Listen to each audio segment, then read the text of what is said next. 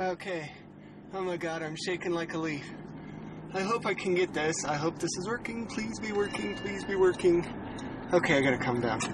Mark, wait until you see this. You're gonna have a frickin' canary. Okay. Alright. I am on my way up to the mountains to take some videotape to show Lisa. And it is December 27th, I believe. And I believe this is Jewel, and oh my god, I'm shaking. Saw something kind of out of the corner of my eye, just skirting power lines.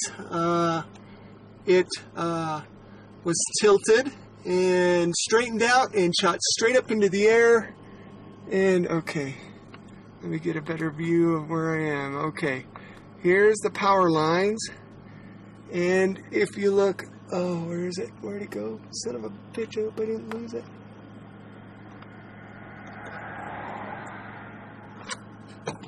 Okay. Pull over.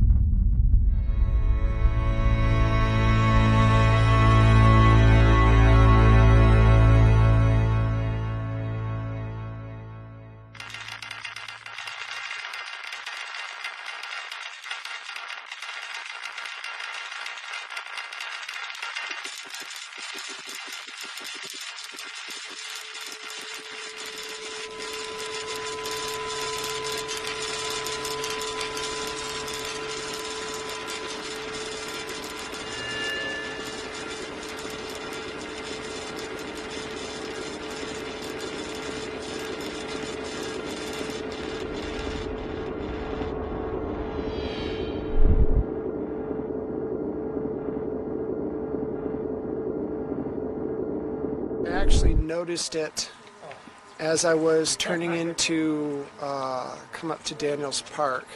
Just kind of caught out of the corner of my eye and didn't really pay much attention to it. But I really got a good glimpse of it as I was coming up there's a steep hill just right before you get up to the top of Daniels Park. And I could see the light emanating from whatever this thing was on the ground, blinking on the ground. It lit up the whole area. There it is. There's the thing that's been following me. Oh shit, what is that? Yeah. Look at that, it's so close right here. Where did it come from? I don't know. The girl saw it. There it was, and the girl saw it. They said aliens had no idea what they were talking about.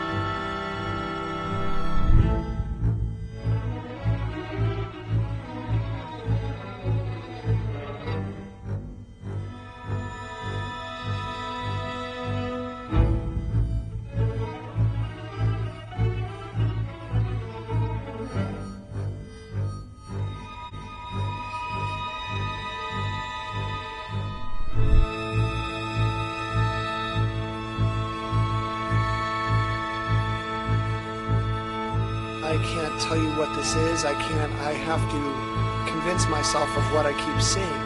Thank God there's lots of other people that see it too.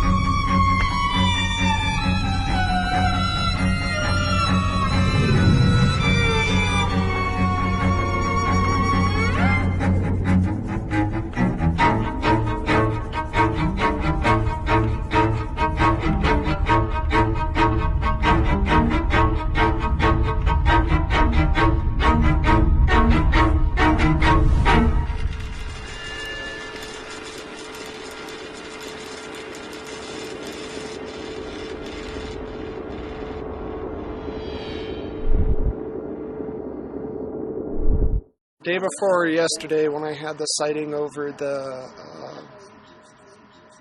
over my work, actually, when my boss first saw it, that night, something must have happened because I woke up in the morning and I had some indentations in my back, and I didn't notice this actually. My sister noticed it, but I noticed that I had sores around my wrists, like I was been roped or had been handcuffed or something. Okay. And it's healed amazingly fast.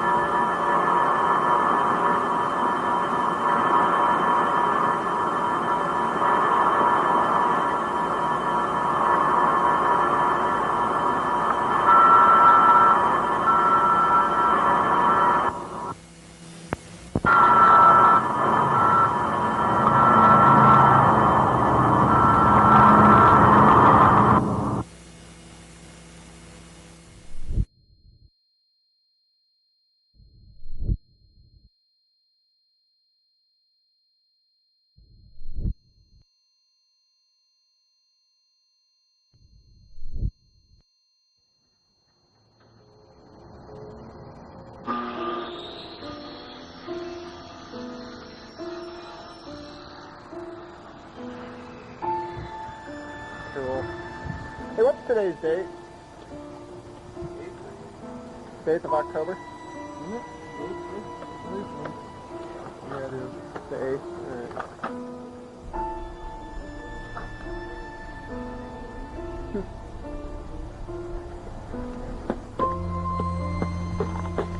I don't know, personally I think it's a little fishy that something happened and just the next day they come and replace all that siding.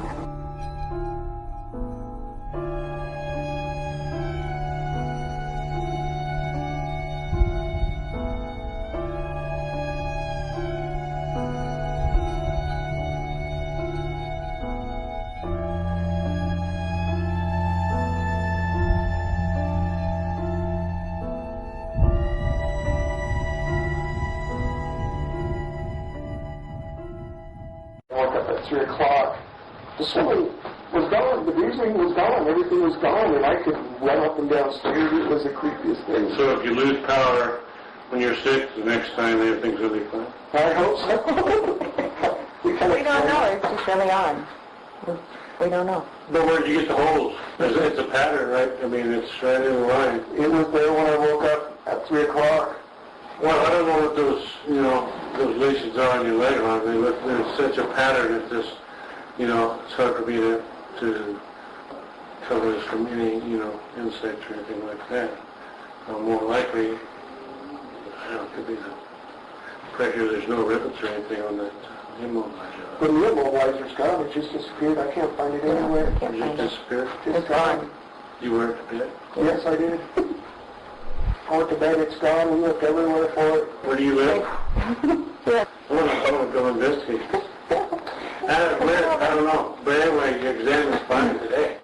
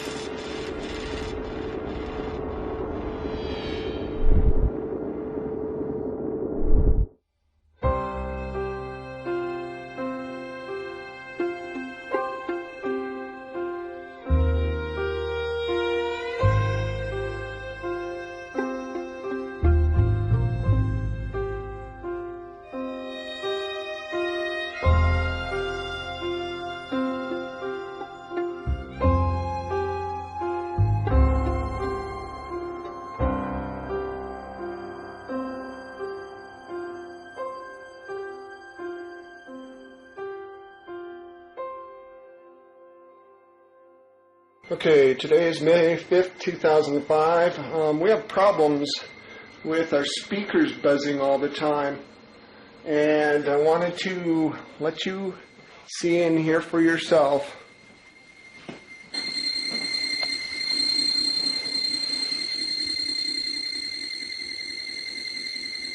Okay.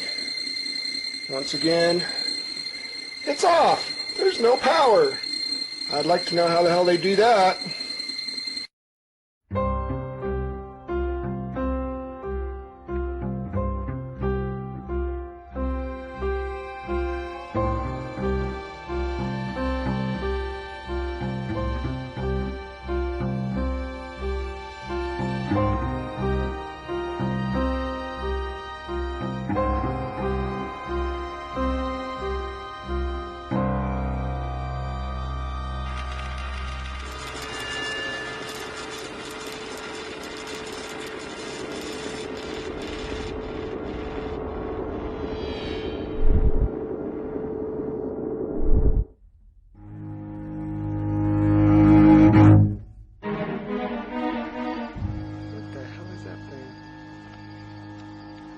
Shit.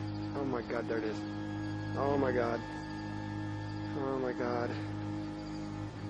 Holy shit. What the hell is that thing?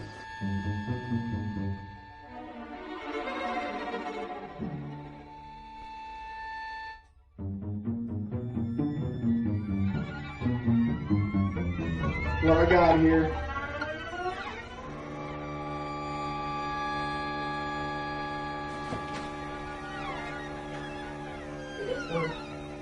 See?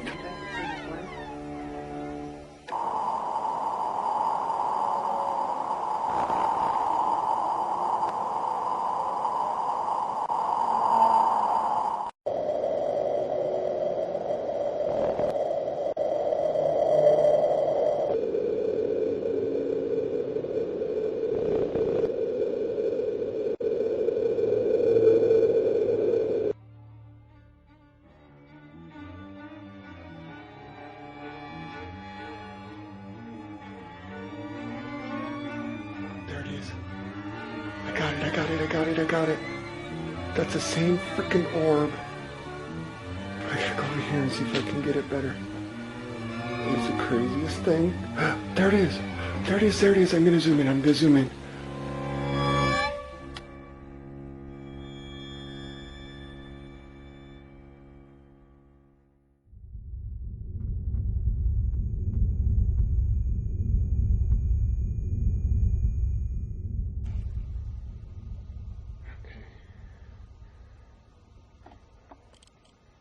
keep it rolling there.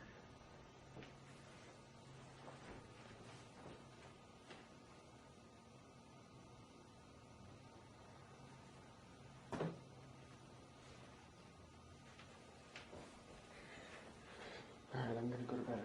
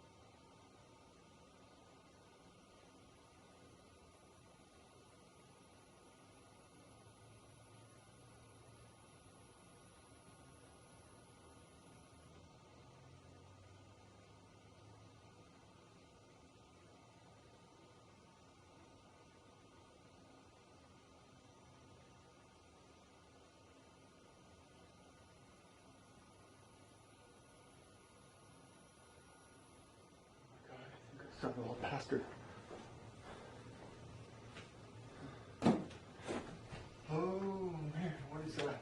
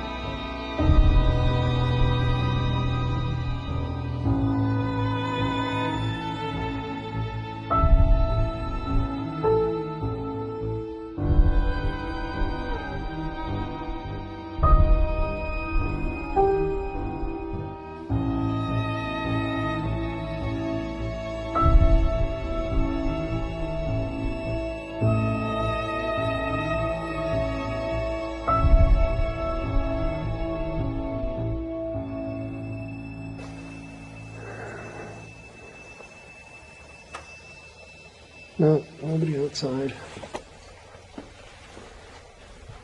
I have no clue what the heck's going on. But, oh well. Oh my god. What the fuck is that? Holy shit. Oh my god, what's it doing? Holy shit. Oh man. Where the fuck did it go? Oh my god. I can't believe it. Where'd it go? Where'd it go? Where'd it go?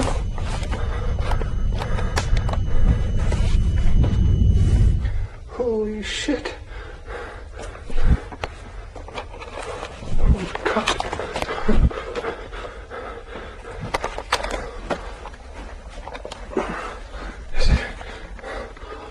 I can't see it anymore. Where'd it go?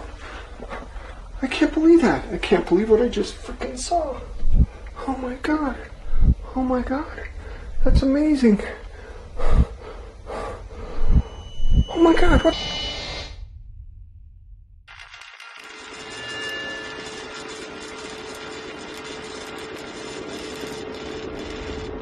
Message delete. Press 7. Reply. Press 8. Save. Press 9. More options. Press 0. Resave. Urgent message. I apologize for being so forward. It did not take us long to get your phone numbers. Our surveillance is mostly for passive monitoring, but it does come in handy. I cannot tell you who I am for safety reasons, but I can tell you that your perceptions of Stan Romanek and his experiences are real. As you have probably noticed, Stan is slightly different. The way he thinks, the way he perceives the world, seems to be a little more advanced than usual. The interesting thing is that Stan has no idea who he really is. Okay, Lisa, hit the button. One old message. Hello, Stan and Lisa. My intention is not to scare or alarm you, but to warn you. It is great that you are back in Colorado, but Colorado Springs was not a good idea.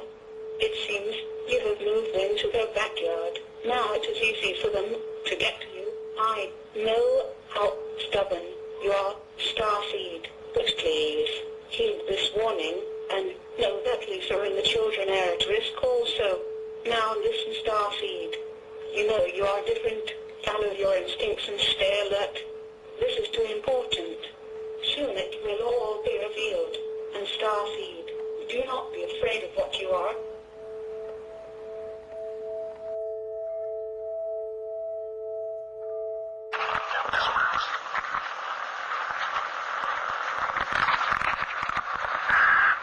Okay. Sorry about that. Someone was at the door. That's fine. It's nice to get to talk to you, Starseed. Who is this? Who I am is not important, but let's just say it's someone with your interests in mind. My interests in mind? Huh.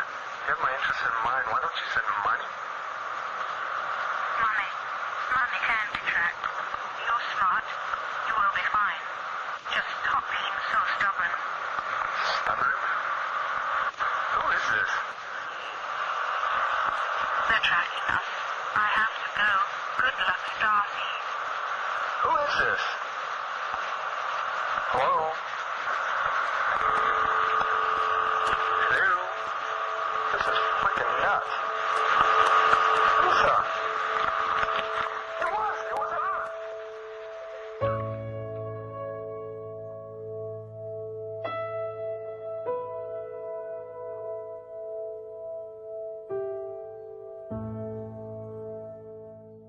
I keep hearing like some weird ass thing in the background. Like a mumbling. Something. Yeah. Are you still there, Heidi? Yes, I am. What the hell was that? I don't know. That was really a neat sound.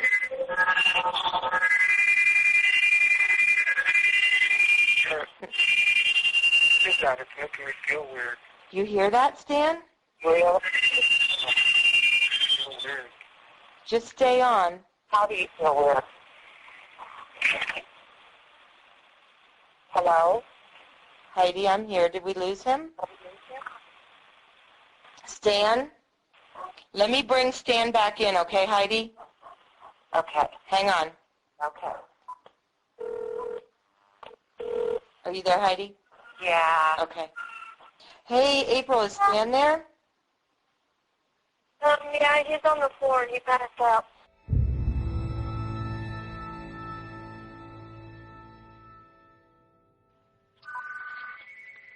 Hello? Victoria. Yes. Please tell Starseed we are sorry. We did not mean to affect him that way. It is to help him transition into the next step.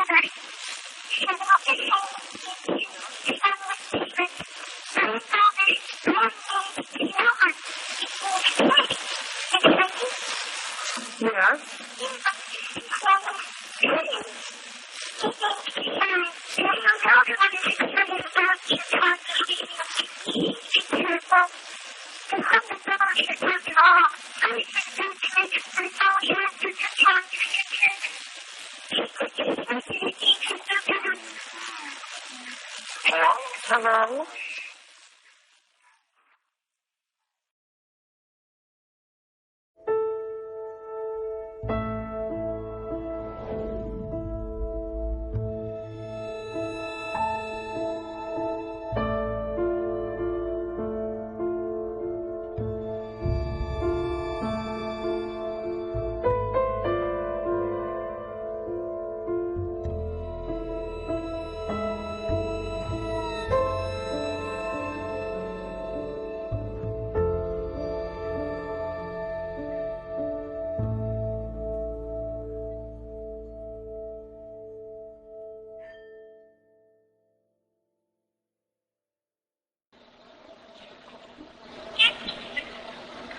Yes? Hi. We can hear you, this is Kioma. Yoma, hello. Kioma, are you there?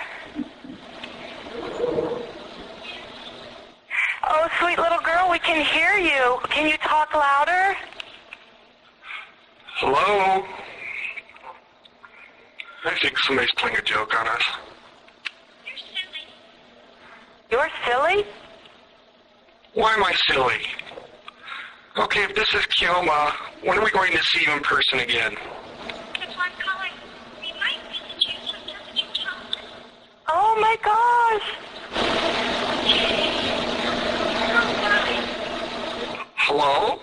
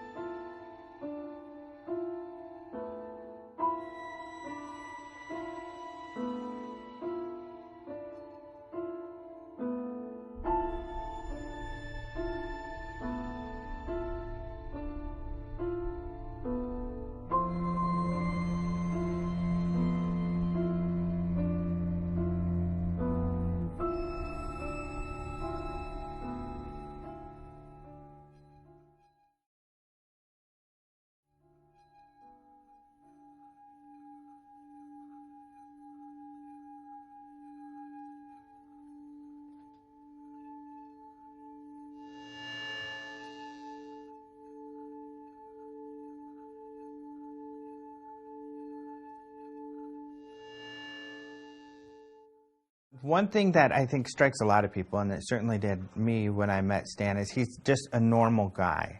He's almost like a barometer, and you know, and when things around him change, it really affects him. My first thought was that he was highly sensitive, highly aware, what I would think of as the artistic personality. Answered questions quickly, appropriately. I was impressed. He seemed like a normal guy. Average person, nothing unique. They're a normal family. I mean, I saw their family life. They all seemed very honest and very sincere and down to earth. So. He wears socks, he wears shorts, he wears shirts. You know, it's not like an abductee is somebody who wears a tinfoil hat. They don't have moon boots. You know, he's very normal. But he has abnormal things happening to him, around him, but more for him. You know, it's pushing him to do something very important, not only for himself, but in a way for humanity.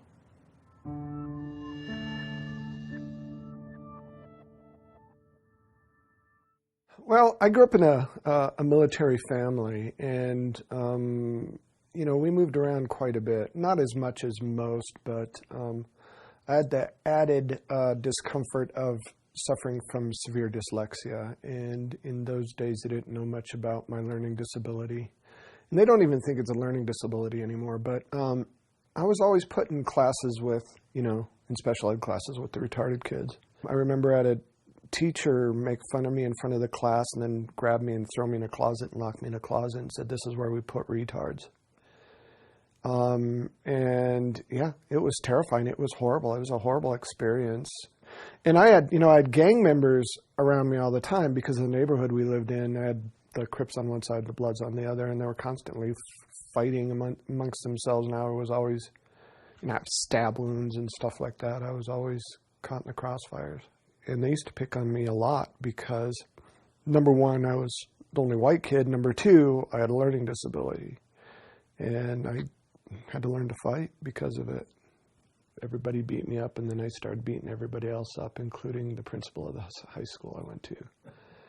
So it wasn't good. I was kind of a punk. And just because I was kind of angry at my life, you know, because of all the constant violence and all the, you know, having to deal with everything that I had to deal with, I was frustrated.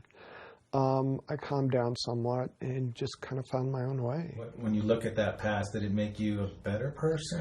How did it help you? I honestly think certain people are chosen for certain things, and I had to go through what I went through so I could understand the human condition. So the role that I play now, without that understanding, I couldn't, you know, the message that I have, I couldn't give the message out correctly, I believe.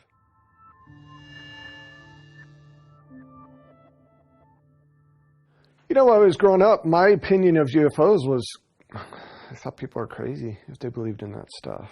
You know, I just didn't believe it. There was no reason to. I didn't even pay attention to it. I was in my own little world, my own little reality bubble, and that's the way it was. I was taught that there's nothing out there other than us. God made us, and that's it. And so when this big event happened, it switched everything around. It literally took me a good 2 years to come to terms with what had happened. And stuff continued to happen through that time. And what makes it so different is when the stuff happened, there were other people around. I wasn't by myself like a lot of these that you hear about. Most of the stuff that happens with me, even now, only happens with a lot of people around. So it took a lot to shake my tree, but when it shook violently, and it changed everything.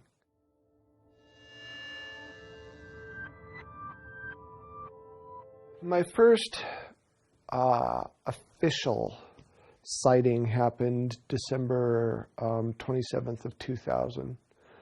I'd met my wife online. She lived in Nebraska. I lived in Colorado. I wanted her to come visit me, so I thought, good way to do it. I was going to videotape the surrounding scenery and the skyline of Denver and, send her a little care package with flowers and chocolate, stuff like that.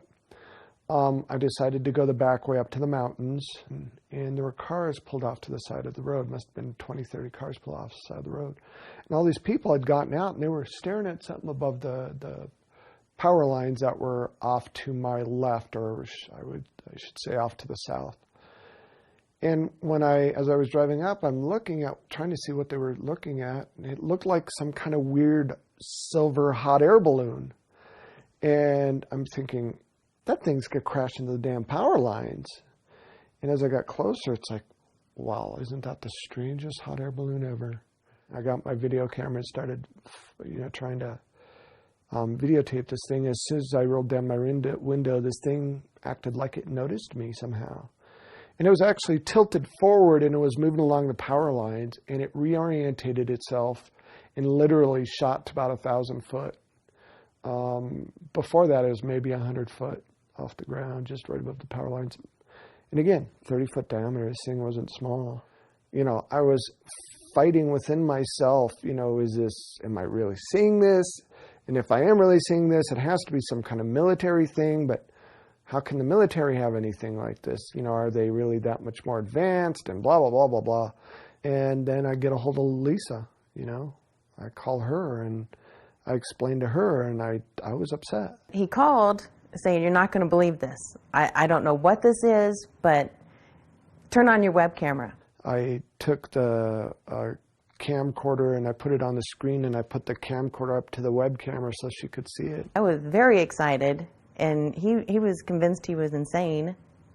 And I'm like, this is so cool. And she believed in this stuff, and I didn't. So she kind of helped me calm down. I mean, he was just so excited, but scared. It was just that little boy in him where it's like, you're not going to believe this. And yet it's like, I don't believe this. This is too weird. This is too scary. But this is really cool. If this is what it is, you know, kind of a drama with him. It took a lot to convince me that anything like that was even remotely real.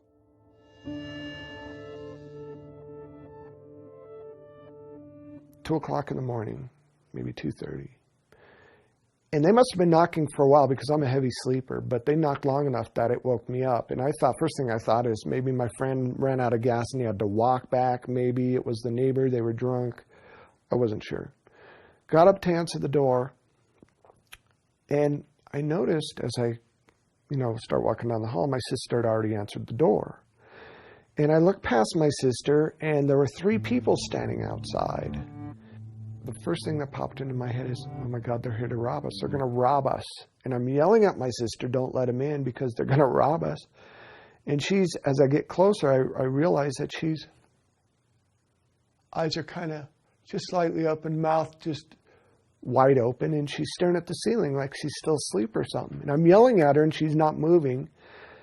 And then when I get really close, I realize there's a female and 2 males. And I got to tell you, I was really scared. I was really scared because I had just come to the realization that UFOs were probably real. But I didn't really think about the fact that something had to be driving these UFOs and that they might not be human. And then now I'm being confronted with this reality that there's something at my door that isn't human. And let me tell you, it was really quite disturbing to me. And right as I got to that realization, the female stepped forward. And for whatever reason, I could hear myself screaming in my head, but I couldn't. It wasn't coming out. And she grabbed my wrist. A thought popped into my head. You're okay. It's going to be okay. And the thought was not my thought. I didn't put that thought in there. It just appeared. And let me tell you, it must have freaked me out enough that I somehow snapped out of whatever trance they had me in. And there was a male on either side of me. And by the time we got outside to the balcony, I grabbed one of the males and I was going to literally throw him off the balcony. And I felt the light tap, like somebody was tapping the back of my head, and I woke up somewhere else. I don't know. It's really bright. Mm-hmm. Like really bright. Where's the brightness coming from? All around, really bright. I'm kind of stuck to a wall. Mm-hmm. I think it's a wall. I can't tell. Mm-hmm. What makes you think you're stuck to a wall? I can't move my arms. I can move my head. I can move my body. But it's like I'm sucked or glued to the wall. You go to an amusement park and you those centrifugal force rides that spin around and you're stuck. That's what it felt like to me. But it was incredibly intense. Something around my wrist. I'm trying to get free. I can't get free. Mm-hmm. And is it just around your left wrist? Yeah, it seems to be around my wrist, but I don't think that's what's holding me down. Mm-hmm. It looks like it's connected to something, but it's not holding me down. I could move my hands. I could kind of move my hand, move my feet a little bit, but I could not get free of this wall. And when I looked, it looked like it had quarter-sized copper pieces about their space maybe a foot apart, all over the wall, just peppered the whole wall. And I had these copper bracelets on my ankles and on my wrists. And they had these tiny filaments, almost like hair-like filaments that were going to the wall. And if I wanted to, I could have snapped them, but for some reason, I was stuck, so I couldn't do anything. I couldn't move. They're turning me over. They're like turning me around, and I can't seem to move very much. And they're doing something to me. And they turned me around, and they started doing something on my back that hurt, really stung really bad, like they were cutting me or something. They're sticking it really far in my back. Mm-hmm. How can you tell how far it's going in? It hurts. Mm-hmm. So you can feel it. Yeah, but it's weird. She puts her arm on me and then relaxes a little bit. And I felt another tap on the back of my head, and I woke up in the middle of the room on some kind of platform with the female standing right there. And she looked at me, tilted her head.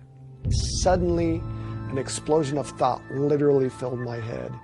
It was so intense, it knocked me over, and I almost fell off the table.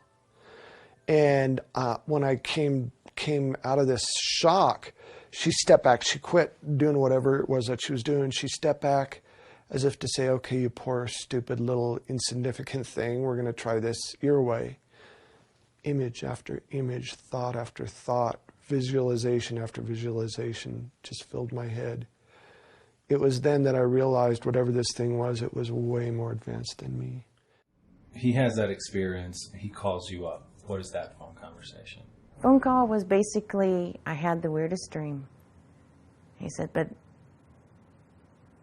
it doesn't make sense because I have all the hairs all off my wrists and I have these sores on my back. I was trying to be the analytical one, you know. It's like there has to be a reason for it. It can't be that aliens came in and abducted you. And he's like, well, I know it was a dream. It was a dream. Aliens aren't real. And then he called me back because he's like, I'm going to go. And he called me back and he goes, it wasn't a dream. I know it wasn't a dream. I fell apart. I started crying and shaking and freaking out. It's like, oh my God, because it made it real. It made this whole thing real. This really happened to me.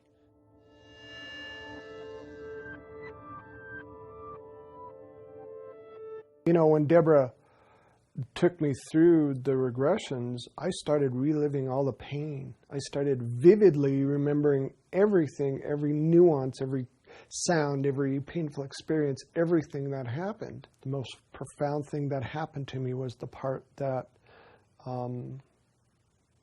I started writing down these symbols that I had stuck in my head. She asked me, so what do you remember? I said, I have these symbols in my head. I have these weird things in my head. She goes, can you write them down? She gave me a big pad of paper and I think a marker. And I just started. I remember the symbols really clear. How can you describe Oh, them? God, I could write them down for you.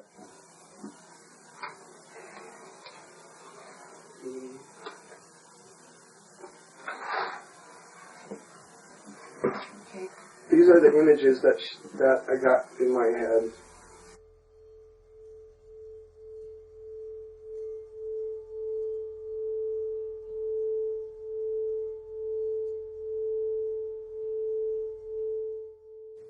My first abduction experience really was about, I think, seeing who I was, maybe seeing how I developed. I'm not sure. The abduction experiences after that seemed to involve reproductive stuff. They're really fascinated with our reproductive abilities and fascinated with our genetics for some reason.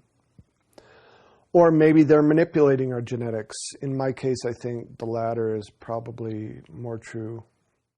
Every time I'm up there with a woman, a human female. And usually it's the same one. Over the years, it's always been the same one. It's really bizarre. So are the two of you together or We separate? are together. We're together. Okay. And we're side by side and we're being led into this other vehicle or room. Or okay. After they did whatever it was that they were doing, checking us out or whatever, they brought me and this woman into this room. And then what happens next as you're taken into that room? We're just sitting there and then all these little kids. I don't know if they're kids. They're like little, they kind of look like kids. Mm-hmm. All these kids come up and the lady's like starting to wake up and she looks real happy and she starts hugging them. Mm-hmm. And then she looks at me and I look at her and then we're both really confused. And they're just these kids and they come hug my leg and hold my hand. And there were seven children altogether. There were varying ages, varying sizes, varying, you know, some of them looked more human, some of them looked less human, some of them had hair, some of them didn't. And I'm looking at these children, and I'll never forget.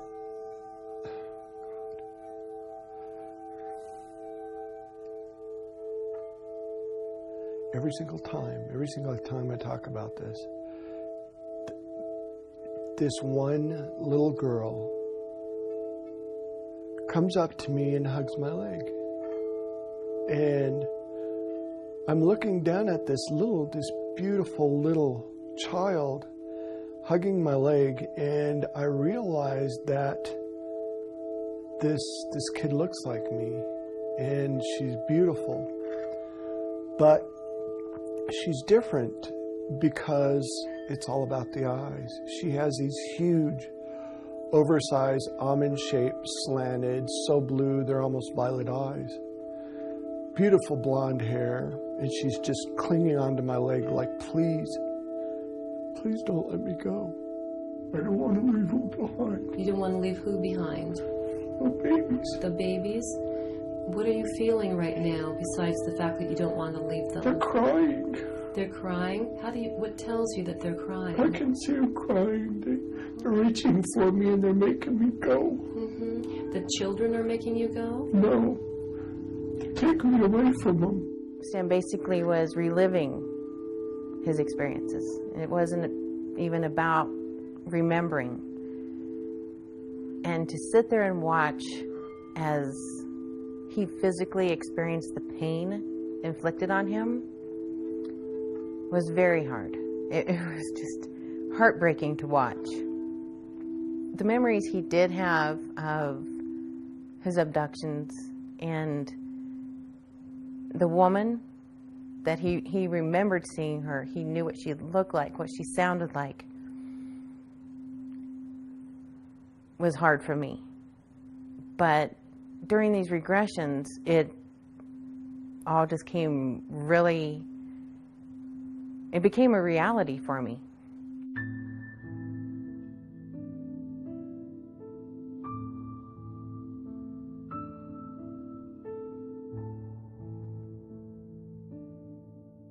They kept looking at her, and Lisa watched me, looking at her. She goes, what's up? And I said, I know her from somewhere. I mean, I don't know where I know her. I know her from somewhere.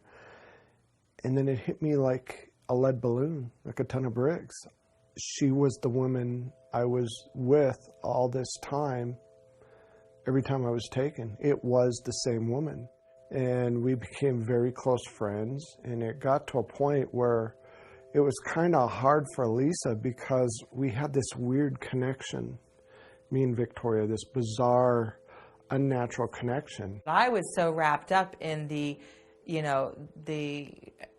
case and learning about it and learning what my role was in it and experiencing so many things around me that I wasn't focused on Lisa's feelings.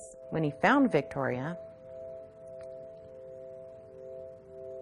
that was really, really, really hard for me to deal with because I knew she was real, I knew she existed, and in some ways I prayed that he never found her.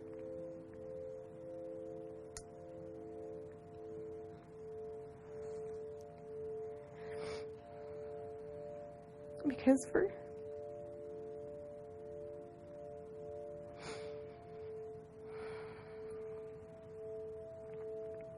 6 years, I worried what would happen to me.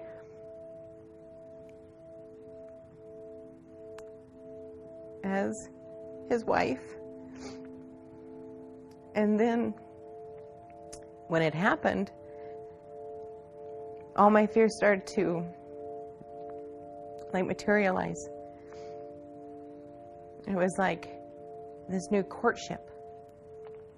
It reminded me very much of when Stan and I met. The hours of conversations, and they had a connection via 7 children that Stan and I didn't have. There were some instances where Stan and I would have be in a deep conversation, and it's like she couldn't put a wedge through us because we were so focused on this scenario that we were involved in and trying to learn more about it. So I think there was jealousy, but it stemmed from probably just knowing that Stan had had experiences with this woman, me, up there. Victoria and I mean, we had some rough spots where my jealousy and my anger was very evident to anyone in that house. We'd get together and the two of them would disappear and I would flip out. I mean, I would just be furious because when I voiced my concern, it's, oh, you're imagining it.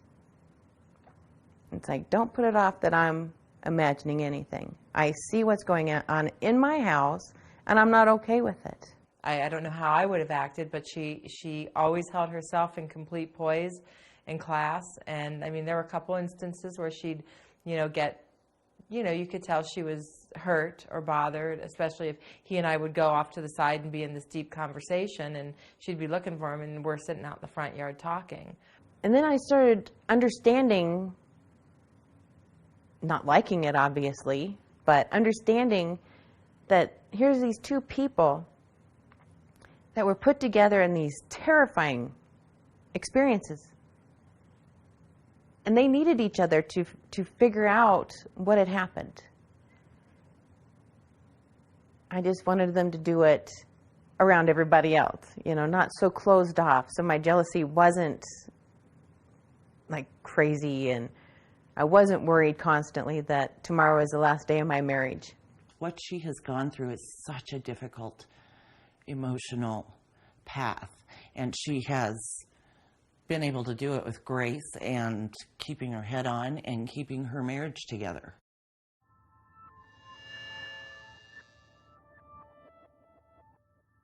I have never doubted that my husband loves me more than anything else. And he knows that, obviously I'd give my life to support him. I would never lie for him, but I will support him. I'll back him up when he tells his story, when it's true, and the events are accurate. Otherwise, I call him out on it. It's like, no, that's not when it happened. So. Can I interrupt you for that? You just said you would never lie for him. That's right, I won't. To your core, that's who you are. Absolutely. So nothing that has happened in any way, shape, or form in his life and to you has been fabricated? No. Nothing that he has shared with you or anyone else is fabricated. I cannot tolerate liars. I cannot stand deception. If I thought Stan was lying about any of this, making any of it up, I would have walked away faster than anything. Love or no love. I wouldn't do it. He's not lying. Stan, no. When you live with somebody and the person is undergoing trauma and the person, has physical contact. In other words, this isn't just downloading of aliens. This is physical marks and physical problems and physical interaction. The person that's the closest to you knows whether you're lying or not, and she is actually she and the family, all the family, know that this is a real phenomenon. Now, whether some of it has been done to him to confuse him, and half of it is disinformation, or some of it is copycat, we don't know that. But we know some of it is real. Do I believe everything that that's happened to him? Absolutely not, because I can't investigate everything that's happened to him. But I'll tell you what, out of all the things that he's claimed has happened to him, even if you believe 40%, that's a lot. That's enough right there. Just that 40% is enough to to believe that he is an actual abductee.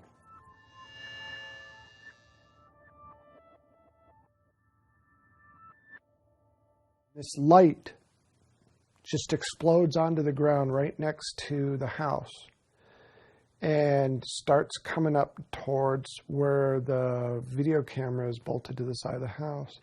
And you see these what look like soap bubbles start flying around, and it almost looked like there's a little bit of steam coming off the grass when the light hits the grass.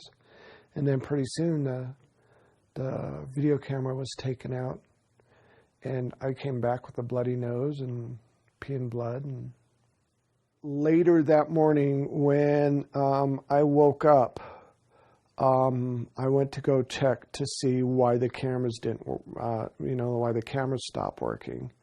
Because we saw on the video, this amazing event took place and the beam of light hit the ground next to the house. But it stopped working, and I wanted to go see what the heck happened. So I went outside, and I noticed this. It's as if where the beam of light hit the camera, it cleaned the whole area of sighting in this perfect arc. And it literally melted the siding. You could see where some kind of heat warped and kind of browned the siding a little bit, especially up toward the camera. And it also killed the grass below. Now, when they analyzed the siding, it cleaned the siding somehow, or pulled the dirt out of the siding all the way through the molecular structure of the siding itself. The very next day, I was going to collect a piece of siding because it was my day off and Lisa had to go to work early. And I woke up 8 o'clock in the morning because I heard this pounding. It's like, what in the world? I went outside to look, and there were two guys had taken down my surveillance camera and laid it in the grass, and they were replacing the siding of my house. I was pretty upset that they touched my surveillance camera, and what the hell are they doing replacing the siding? I tried to get a hold of the landlord, but the landlord was on vacation, and I asked these guys, what the hell are you doing? Well, your landlord wants us to replace your siding. So I had no way to check right away, so I let him do whatever. And I go, well, I want a piece of the siding. And I started rummaging through, and they got really irate. They said, no, absolutely not. We got to keep every little piece of it because we got to prove to your landlord we replace the siding. I knew instantly that there was something fishy about that whole thing. Well, about not quite 40 minutes had passed, and all of a sudden I heard a shop vac going. Well, I came running outside, and they were shop vacuuming the yard, and when they weren't looking, I grabbed a piece of siding. Even before then, I went and got my video camera because I wanted to videotape the whole incident because I didn't trust what was going on. And it's weird because they wouldn't look at me. I got them to tell me what date it is and made small talk, and they didn't even look at me to see that a video camera going. They just refused. They always had their back to me, constantly trying to turn their back. And when I purposely walked around to face them, they'd turn away. And so I grabbed a piece of siding, and after about 45 minutes, they shot back the yard. And I thought they went to lunch and were going to come back. They disappeared. It says Bob Siding from Grand Island, Nebraska on the side of their truck. And all they replaced is where the UFO beamed my surveillance camera. That's it. And when I called the landlord said, I didn't ask for them to side the house. Why are they siding the house? I hope they don't charge me. So, and then the investigators looked up Bob Siding from Grand Island, and there's no such thing. No such thing.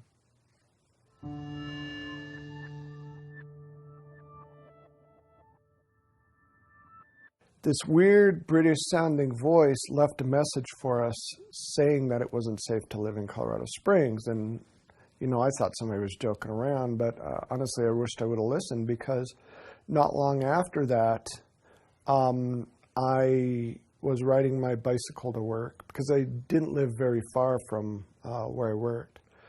And this black SUV kind of pulled up alongside of me as I was riding, and I heard them say something. It's like, oh, great. Some military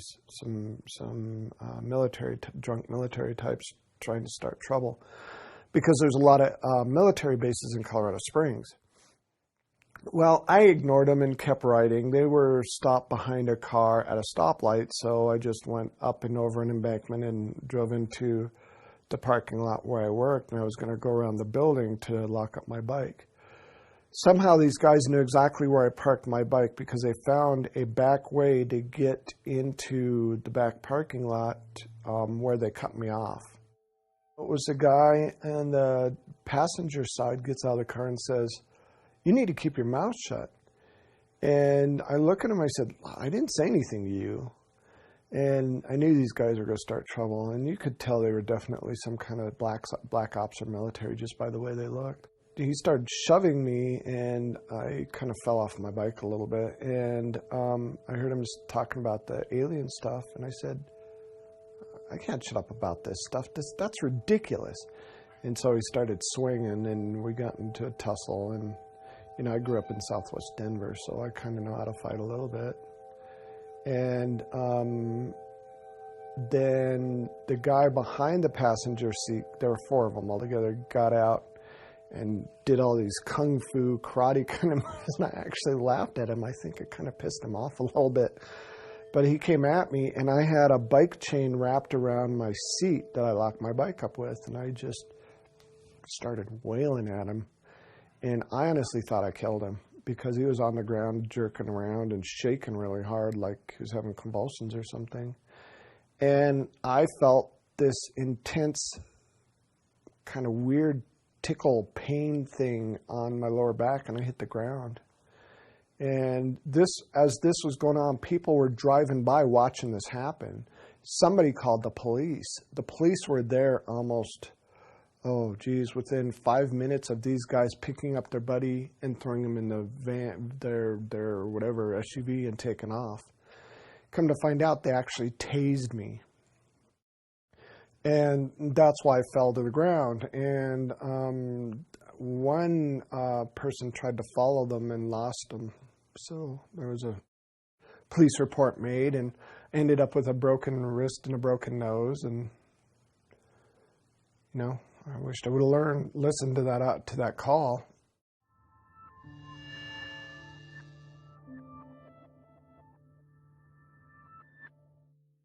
This probably was the most significant event for me out of all of this that's happened so far. I'm still waiting for something more impressive to happen.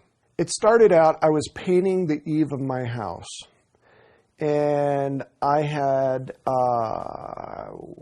grabbed for, I think it was for a brush to kind of brush the old paint off the eave, and I kind of fell off balance a little bit and literally fell 12 feet onto the ground, and I tried to catch myself.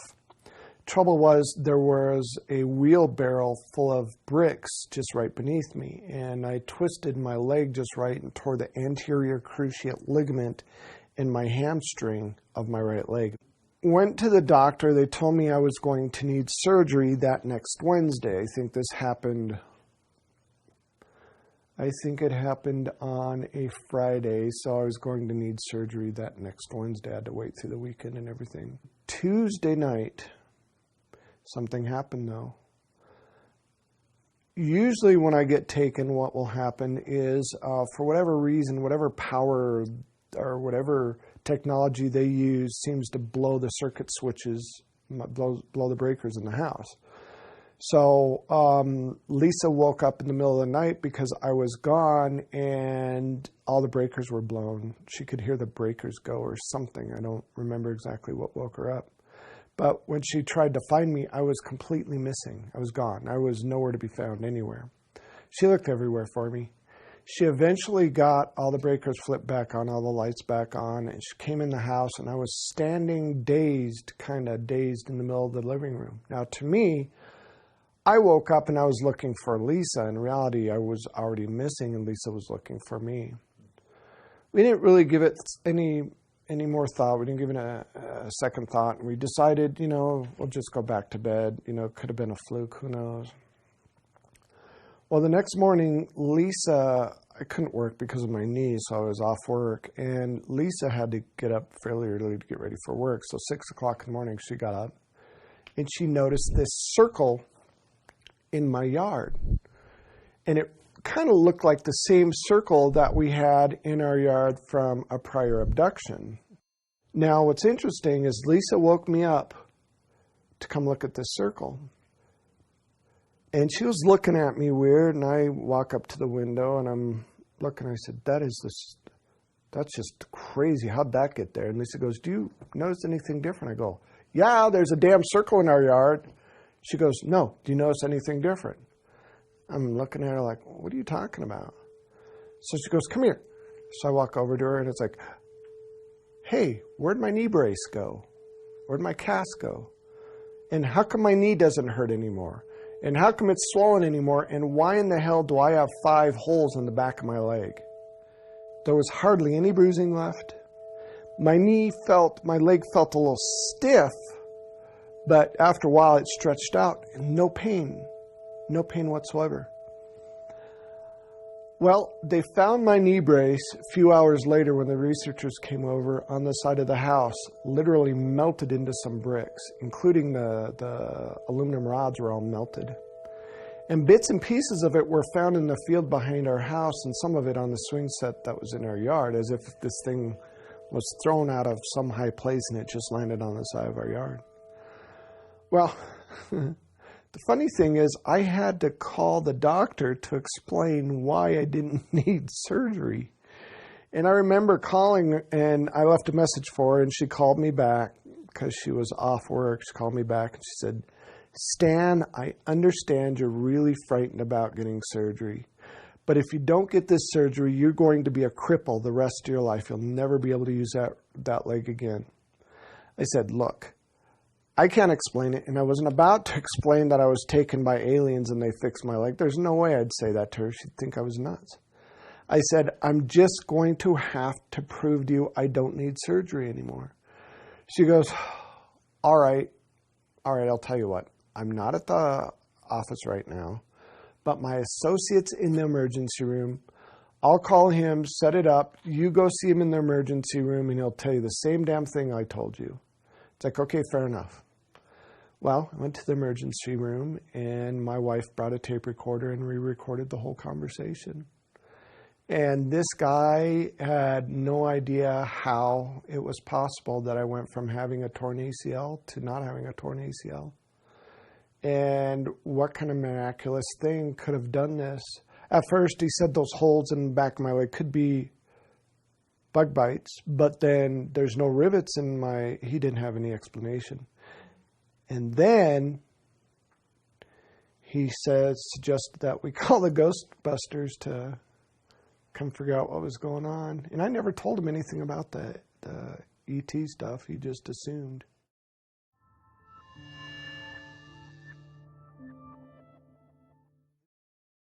This video was pretty much the piece of evidence that put me on the map. It's also the one I get the most, what's the word, most crap for, basically. You know, the debunkers try to, and the skeptics just, well, pick that thing apart.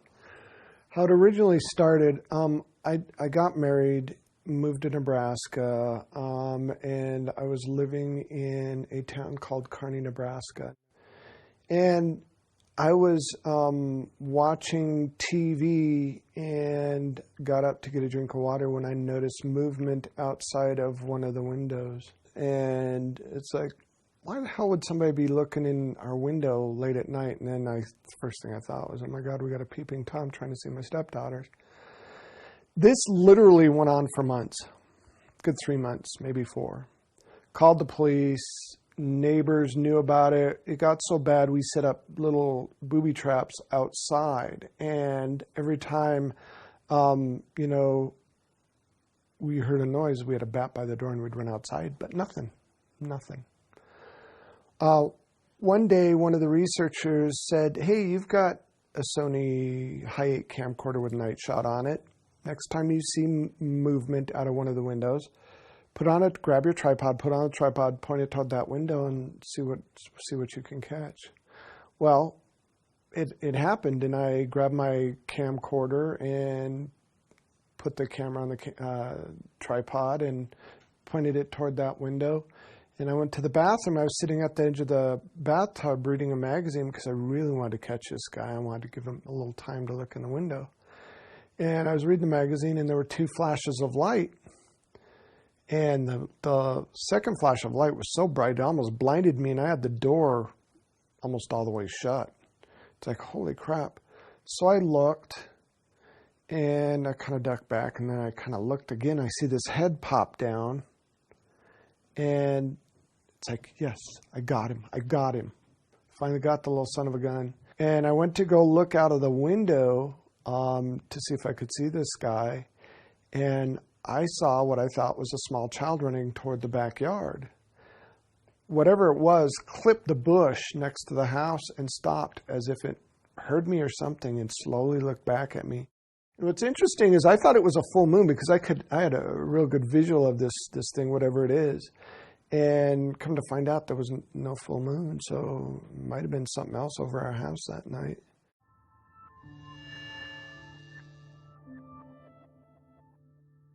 I was kind of staying away because my stepson had friends over for a sleepover. I didn't want him to get in trouble. And I woke up because I heard a noise. I had one eye open. And I'm sitting there going like this. And I see a naked figure run into my kitchen. I'm thinking, what in the heck is my stepson doing? I thought his friends dared him to do something. And I was going to go find my camera to blackmail him because I wanted to catch him on camera. I went upstairs and they were still asleep. I kind of woke one kid up, opening the door. I said, I heard a noise, and then went back to sleep. Went back downstairs, made sure, there was nobody messing around with me. I was just about to turn off the camera when I see this figure looking at me through the sliding glass door, blinking, moving. It's like, that's got to be somebody in a costume or some kind of puppet or something. I got closer. He closed his eyes slowly, and as if he was trying not to make a sudden move, he slowly just moved off to the left and disappeared. It's like, holy crap. So I'm looking outside to see if, there's somebody holding like a puppet or something, and there's nothing. I went to the kitchen, and there were maybe 3 flashes of light that you can see reflecting off the windowsill of the kitchen. And I woke up on the ground 45 minutes later, only remembering seeing the flashes of light. I didn't remember actually seeing being in the window till I looked at the VCR.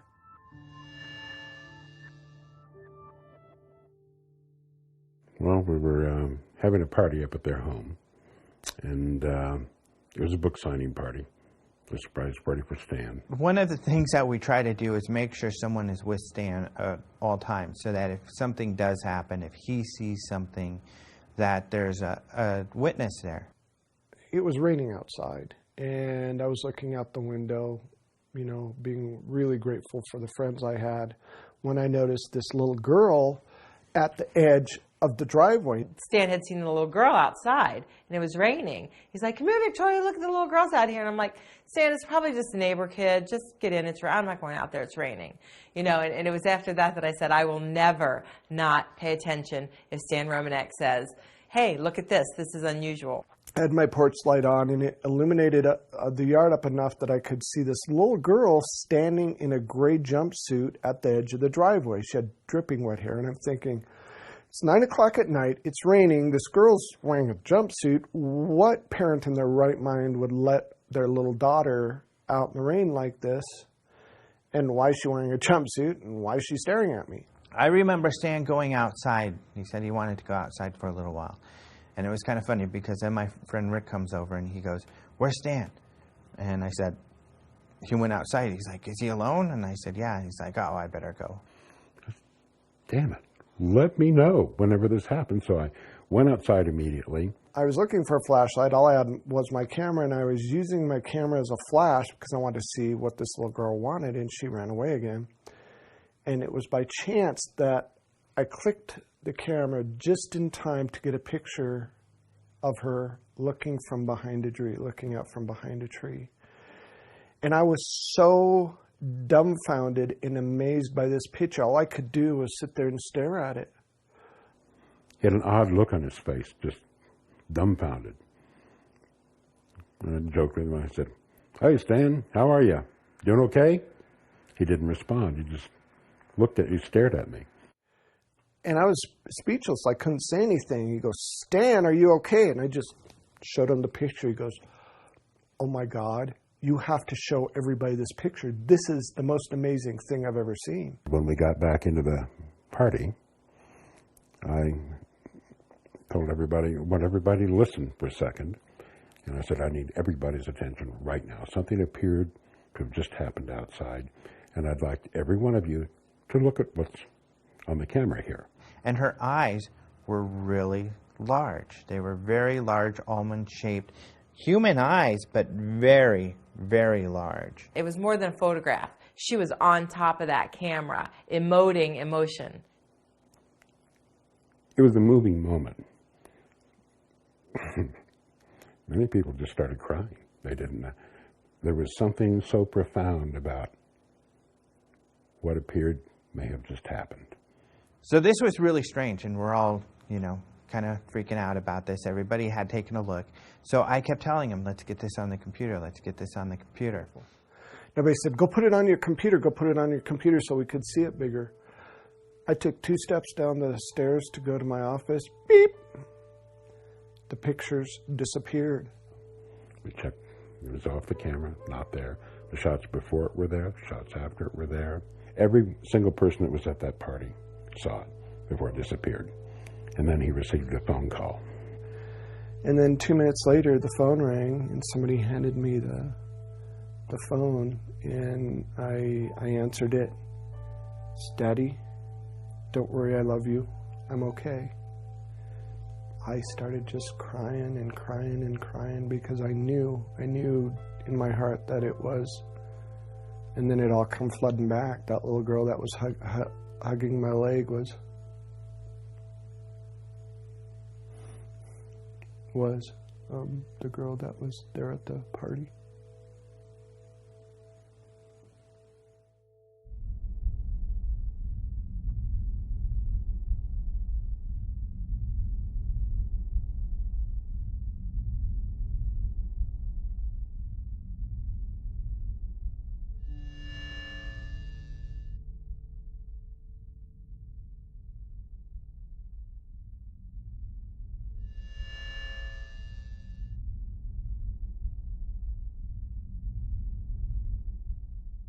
When I ran across his video of his first UFO sighting, I was really intrigued.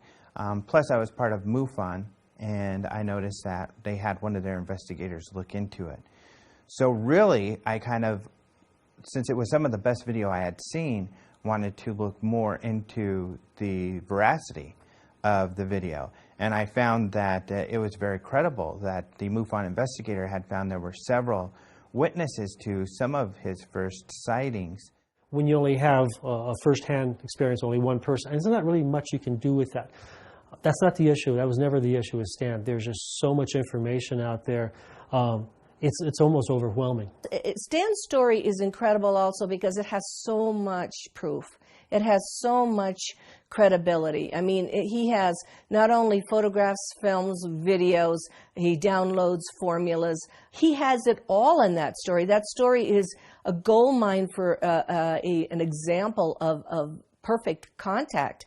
There are aspects of the case that are very solid, that it would be impossible for Stan to hoax. Stan is being used to give a message also. I mean, he's being used to say it's real. The stuff that I've seen, the evidence that he has, that I looked at, and the people that I've interviewed around him, wow, yeah, he's the real deal, no doubt.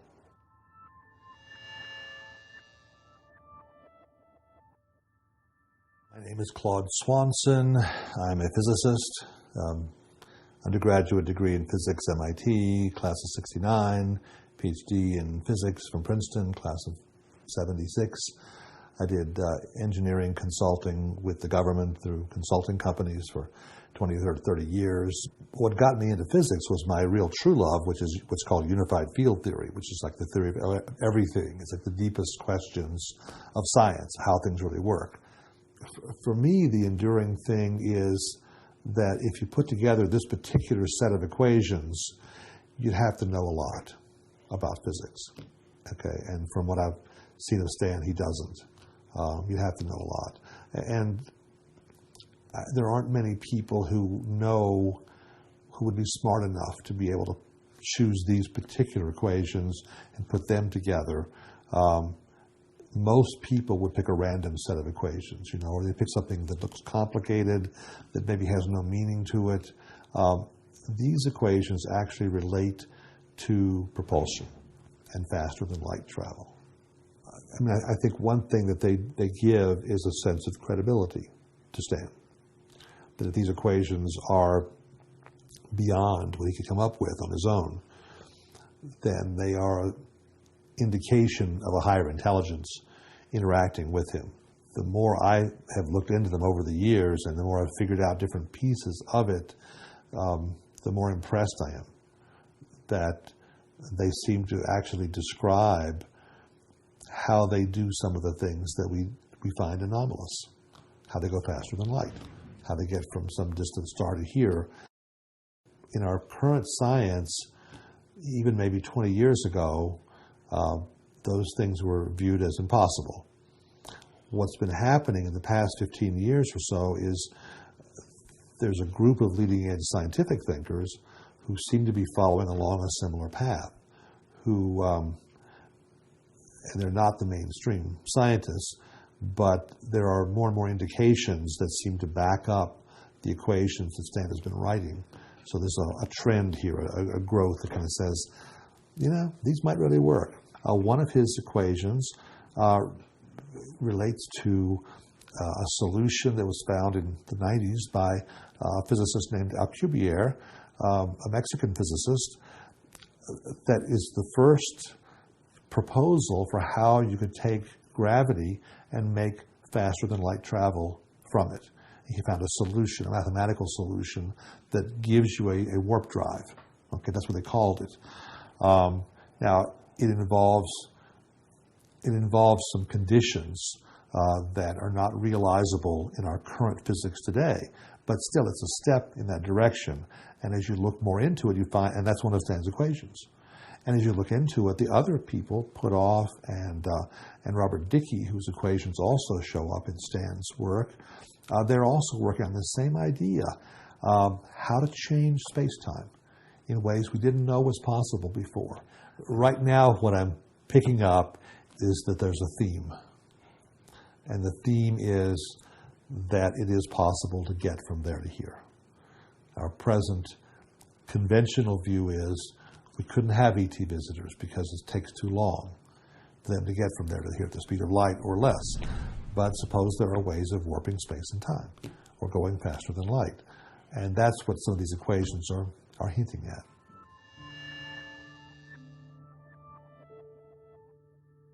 My first name is Stanislav. My middle name is Gergely. My last name is Ojak. I have a PhD in clinical psychology, and I have a background in engineering, architecture and design, industrial design, and education, headmaster, private school for gifted children. I administered, with his agreement, with no one else around. His wife was in that building, as was my wife. It was a home of a mutual friend. There were about 5 other people, and they're in the remainder of the house, and we used his office. The doors were closed, very private. I asked him a series of questions to determine, to my interpretation, his coherence, his intent. Is he there to bribe me intellectually? Does he want me to set up some kind of an assessment or analysis to glorify who he is? I look at all those issues. I gave him some document. I said, okay, now I want you to take these tests and answer them at whatever speed you want. Don't worry about the length of time. But you can't ask me any questions. And he said, okay. So he took the post-traumatic stress disorder assessment, and it shows that there's a very high degree of stress related to something. Now, it could be related to his marriage. It could be related to something he refers to as a UFO experience. I gave him a personality test, which is called Myers-Briggs, in order to be able to understand his personality relative to himself and the way he answers questions. I also gave him one for his ability to recall things, for memorization. I gave him one for interpretation in regards to lying. I outlined 27 different questions and how he answered them. And I watched what he did with every test, because that's part of the assessment. How did he take it? Was he eager? Was he frustrated? Was he focused? Did he ever stop and lean back? Or did he ever hit the table? Many things that might show frustration. He did all 5 tests very calmly. And when it was all through, it took, as I recall, almost 2 hours. It was all through. He said, I'm through. How am I? I said, you look okay to me. He said, I said, I haven't assessed the test yet. How can I answer that? It's okay. Look at it, tell me. I said, it'll take longer than that. Because I have to look at it carefully and do an assessment. He said, can you just tell me, am I crazy or not? Can you say that? I said, yes, I can tell you. From my perspective, you're sane as most people, if not more. You merely have had more experiences that confuse others more than they confuse you. And what I explained to him, norm is not something that we can all agree upon. So we have to have a norm which to agree upon. So if you're asking for my norm, are you normal? The answer is yes. If you ask many other people, the answer is no. In fact, they probably call you weird, a liar, and do that things. I said, you do not lie, or you do not to me. Your experiences are real. I have a lot of proof for it. Therefore, you're okay.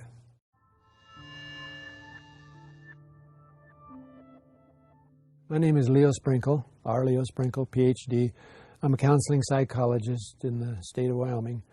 I teach self-hypnosis to people who wish to learn the techniques, not only to relax the body, but to focus the mind. So from a standpoint of general mental health, these techniques are useful. Some people may not like the word hypnosis, so if they don't like the word hypnosis, let's use meditation or daydreaming, image rehearsal for athletes, goofing off for teenagers. The task is to assist a person to recognize that within each person is more awareness, more knowledge than he or she may consciously be aware of. So on a scale of 1 to 10, with 1 being insignificant, 10 being the most significant ever, where does Stan's... 9. Stan's case is important from the standpoint of everyday people who want something that they can put their hands on. There's a photograph, you know. Here's a telephone call from an electronic voice that can't be traced. Here is a equation that the physicists are puzzling over. That kind of information means that Stan, as a person, doesn't have to be honest, doesn't have to be nice, doesn't have to be likable. He is nice, and he is honest, and he is likable, but he doesn't have to be because he's got all this information around him. He has been willing not only to share the photographs, the films, the phone messages, he's been willing to work with other people and write books and to create film so that not only his story, but the people who are with him, their stories are being documented and being shared. To me, it's part of the ongoing process. So my view is if a person has several sightings, and then they have a job, they have a task, they have a duty, they have a chore, it may be merely to recognize it and accept it and talk about it with friends and family, or it may be something beyond that. And so with Stan, the fact that he had already been willing to go through hypnosis, the fact that he had already been willing to talk about it, and the fact that he had information beyond what most people have, and that he's dyslexic, all of those things said to me that he is a messenger. And so that's why I asked him when I was with Alejandro and with him and Lisa, do you think of yourself as a messenger? And he said no. But as he talked with his wife and as he went on further, then he began to realize he may not think of himself as a messenger in the sense that he has a message. But it's just like when I was a 10-year-old kid, 5 o'clock in the morning, I'm riding my little bicycle and I'm delivering newspapers. I don't know the reporter, I don't know the editor, I don't know the publisher. I'm just delivering the news. And he's delivering the news.